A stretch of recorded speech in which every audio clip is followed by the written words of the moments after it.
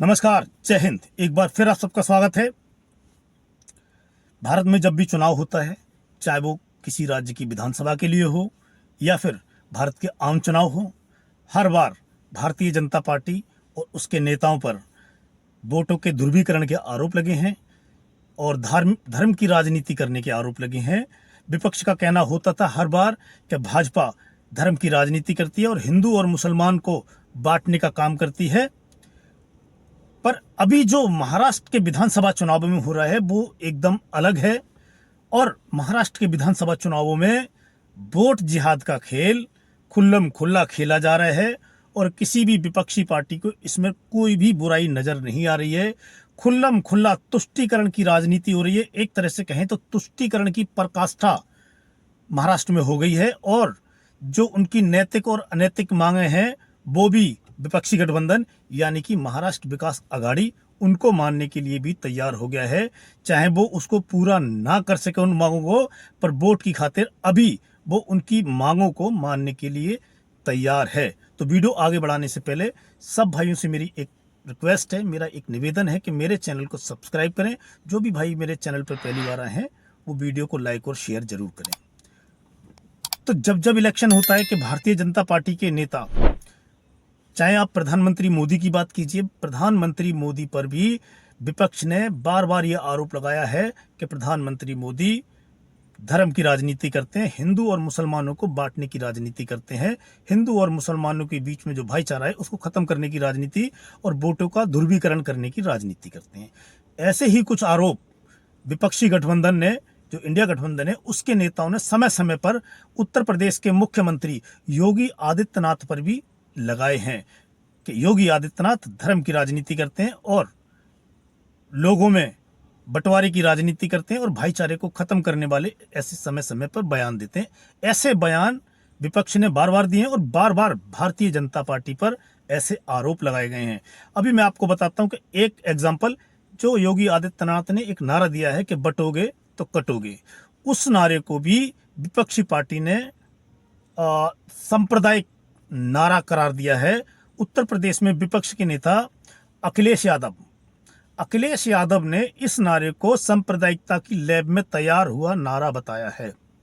और बाकी जो विपक्षी गठबंधन के जो नेता हैं, चाहे उनमें राहुल गांधी हो या फिर दूसरे शरद पवार हो या उनके अलावा शिवसेना के उद्धव ठाकरे हो या शिवसेना के ही संजय राउत हो, इन सब ने, लगभग सब विपक्षी नेताओं ने इस नारे को सांप्रदायिक बताया है।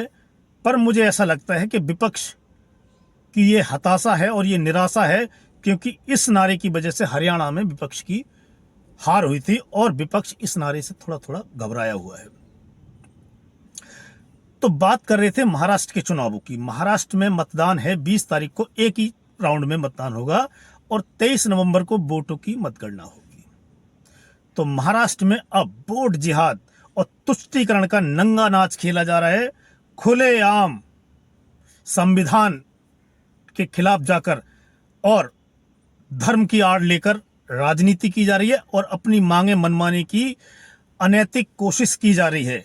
यही काम अगर आज बीजेपी ने किया होता या बीजेपी के किसी सहयोगी संगठन ने किया होता तो यही विपक्ष भारत का गला फाड़ फाड़ के पूरे देश में हंगामा और हल्ला मचाता कि ये संविधान की हत्या है और ये लोकतंत्र की हत्या हो गई है और तुष्टीकरण किया जा रहा है, धर्म की राजनीति की जा रही है। तरह तरह के ये भाजपा पर आरोप लगाते। तो सबसे पहले बात महाराष्ट्र के ऑल इंडिया उलेमा बोर्ड महाराष्ट्र की, जिन्होंने अपनी कुछ मांगे एमबीए गठबंधन को दी हैं कि भाई अगर आप ये हमारी मांग मानोगे तब हम आपका चुनाव में समर्थन करेंगे। उनमें से मैं कुछ आपको उनकी मांगे बताता हूं। मुख्य मांगे जो हैं वो उन्होंने जो की है महाविकास आघाड़ी से, उन्होंने बोला है कि सबसे पहली मांग है कि महाराष्ट्र में आरएसएस पर बैन लगे, राष्ट्रीय स्वयंसेवक संघ पर प्रतिबंध लगाया जाए महाराष्ट्र में। दूसरी मांग है उनकी कि मुसलमानों को 10% का आरक्षण दिया जाए महाराष्ट्र में। तीसरी उनकी मांग है वक्फ बोर्ड संशोधन को रद्द करने में महाविकास अघाड़ी हमारी मदद करे। चौथा उनकी जो डिमांड है, जो उनकी मांग है, वो है महाराष्ट्र वक्फ बोर्ड को एमबीए सरकार बनने के बाद 1000 करोड़ रुपया अनुदान दिया जाए। पांचवी उनकी मांग है कि वक्फ बोर्ड की जो संपत्तियां हैं जिन पर अतिक्रमण हुआ है उनको खाली कराने के लिए कानून बनाया जाए महाराष्ट्र में सरकार बनने के बाद महाविकास अघाड़ी की। और उनका जो छठी मांग है उनकी, वो है कि महाराष्ट्र में पढ़े लिखे मुसलमानों को पुलिस भर्ती की जो प्रक्रिया है उसमें वरीयता दी जाए।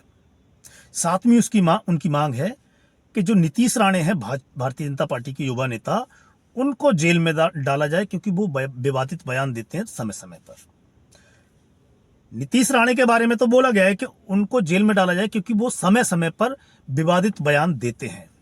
वहीं दूसरी तरफ ऑल इंडिया उलेमा बोर्ड महाराष्ट्र ने जो अपनी 8वीं मांग है वो रखी है महाविकास अघाड़ी के सामने कि जो विवादित बयान के चलते जेल में है सलमान अजहरी, उनको रिहा किया जाए।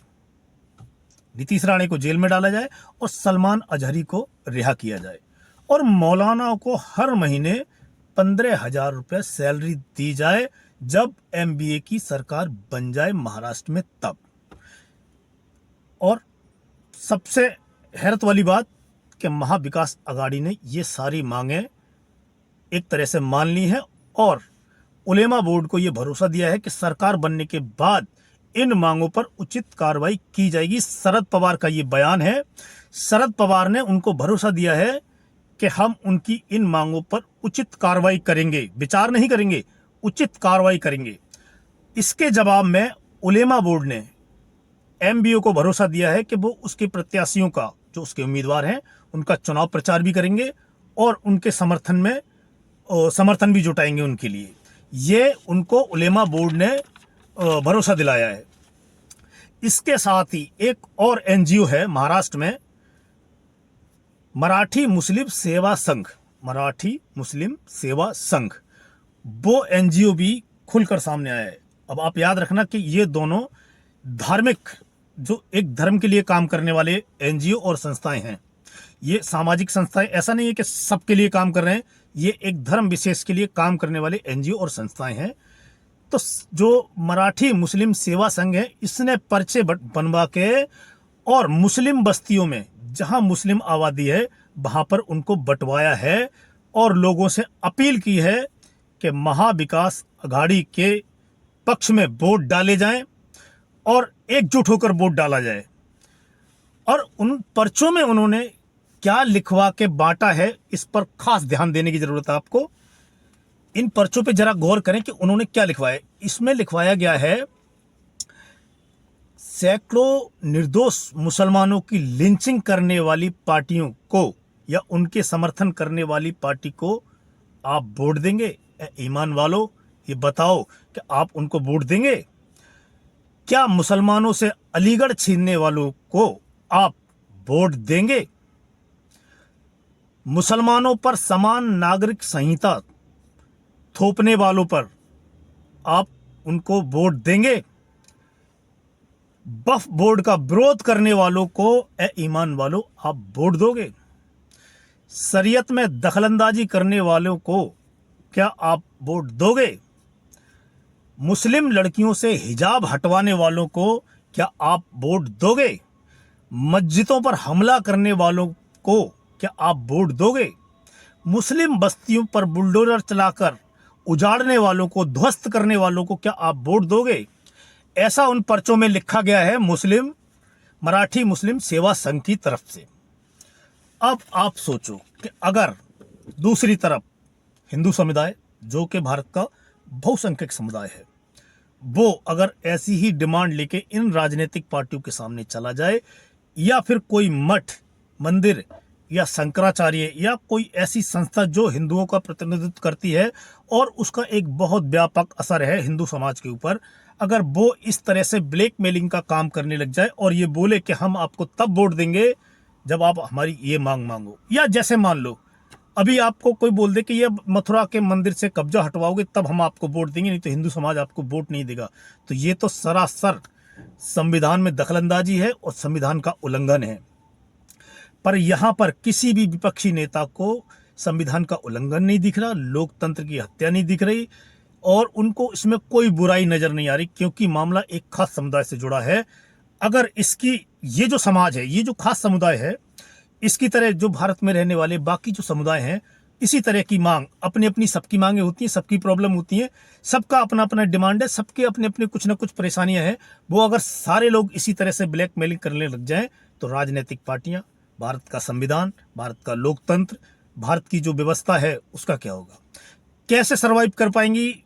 ये जो लोकतंत्र है हमारा कैसे सरवाइव कर पाएगा? सब लोगों के सामने सब अपना अपना लिस्ट बना के बैठ जाए कि ये हमको चाहिए, और ये नहीं करोगे तो हम आपको वोट नहीं देंगे, तो इस तरह से तो लोकतंत्र ही खत्म हो जाएगा। अब सबसे बात लास्ट में बात शिवसेना की। शिवसेना उद्धव ठाकरे की शिवसेना अब एक तरह से, मैंने आपको पिछले वीडियो में बताया था कि उनका धर्म परिवर्तन हो चुका है, वो हिंदू से सेकुलर हो गए हैं। तो अब उनसे क्या उम्मीद की जाए कि वो इन सब पर क्या बोलेंगे? मुझे नहीं लगता कि शिवसेना अब कुछ बोलेगी, क्योंकि वो इतनी दूर जा चुकी है हिंदुत्व के मुद्दे से कि अब तो उसका लौटना भी बहुत मुश्किल है, वापसी बहुत मुश्किल है शिवसेना को। अब वो शेर की सवारी कर चुकी है कि अगर शेर पे बैठे रहते हैं तो भी काम नहीं चलेगा, शेर से उतरेंगे तो भी काम नहीं चलेगा। तो शिवसेना की वापसी तो बहुत मुश्किल लग रही है। महाराष्ट्र के चुनावों में क्या नतीजे आते हैं और कितने % वोटिंग होती है, किसको कितनी सीटें मिलती हैं, किसको कितना वोट शेयर मिलता है, ये आपसे करेंगे बाद में बात। आज के वीडियो में इतना ही, तब तक के लिए जय हिंद, जय भारत।